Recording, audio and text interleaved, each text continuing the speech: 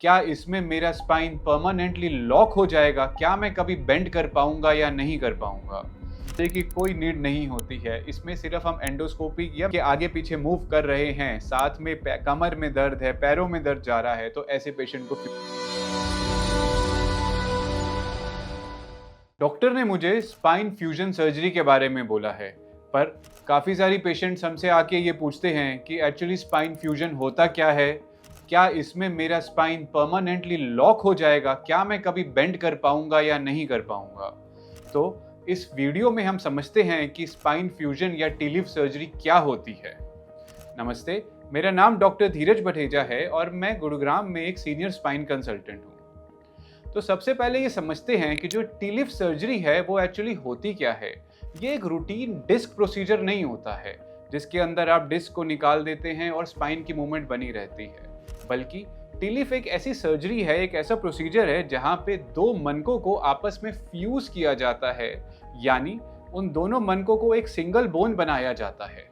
इस प्रोसीजर की नीड तब पड़ती है जब जो हमारे स्पाइन में है ना केवल नसों पे प्रेशर होता है डिस्क खराब होने की वजह से, बल्कि दो मनकों के बीच में इंस्टेबिलिटी भी होती है, यानी उनके बीच में एबनॉर्मल मूवमेंट हो रही है।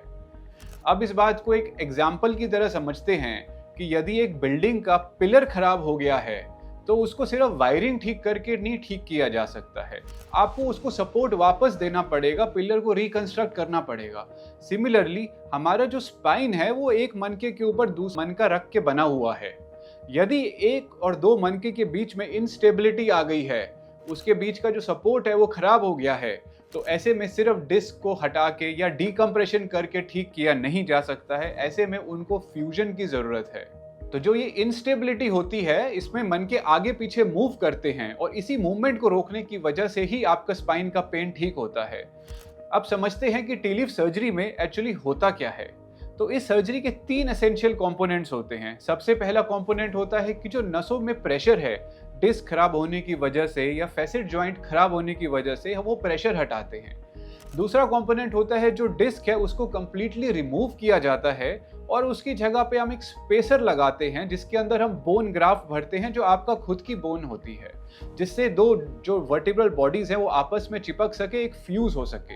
और तीसरा कंपोनेंट होता है उसको टेम्पररी स्टेबलाइज करने का, जिसके अंदर हम स्क्रूज लगाते हैं लेफ्ट साइड से भी और राइट साइड से भी। यानी यदि एक लेवल की प्रॉब्लम है, L4 और L5 का डिस्क खराब है, तो L4 L5 के बीच में हम एक स्पेसर डालेंगे, डीकम्प्रेशन करेंगे और दो स्क्रूज L4 में और दो स्क्रूज L5 में जाएंगे ताकि उसको एक टेम्पररी स्टेबलाइज किया जा सके, जब तक अंदर जो हमने स्पेसर डाला है वहां बायोलॉजिकल बोन ना बन जाए। तो जो स्पाइन फ्यूजन है वो केवल स्क्रूज डालना नहीं होता है, उसमें तीन चीजें होती हैं जैसे हमने ये डिस्कस किया है, और ये एक बायोलॉजिकल प्रोसेस होता है। अब सवाल ये आता है कि पेशेंट बोलते हैं फ्यूजन अगर हमने कर दी तो मैं झुक पाऊंगा या मूव कर पाऊंगा या नहीं कर पाऊंगा। अब समझने की बात यह है कि हमारे लोअर बैक में 6 जगह पे मूवमेंट होती है, किसी में 5 किसी में 6, यानी L1 से लेके L5 तक और L5S1 तक। इन सभी लेवल पे थोड़ी थोड़ी मूवमेंट होती है जिसकी वजह से हम बेंड करते हैं, हम मूव करते हैं। यदि हम एक या दो लेवल की सर्जरी कर देते हैं तो एक या दो लेवल पे मूवमेंट नहीं होगी, बट इसका मतलब ये नहीं है कि आप मूव नहीं कर पाओगे। इनफैक्ट मैंने मेरी प्रैक्टिस में ये देखा है कि पेशेंट का स्पाइन का मूवमेंट एक्चुअली ऑपरेशन के बाद बेटर हो जाता है।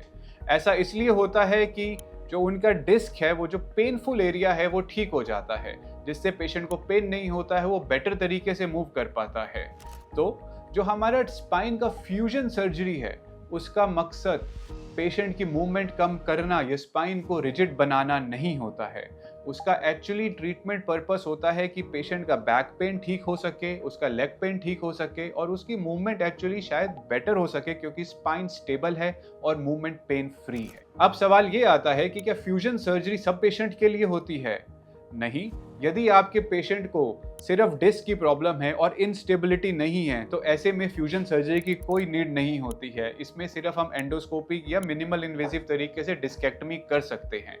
बट यदि अगर पेशेंट को इंस्टेबिलिटी है, यानी मन के आगे पीछे मूव कर रहे हैं, साथ में कमर में दर्द है, पैरों में दर्द जा रहा है, तो ऐसे पेशेंट को फ्यूजन सर्जरी की जरूरत पड़ती है।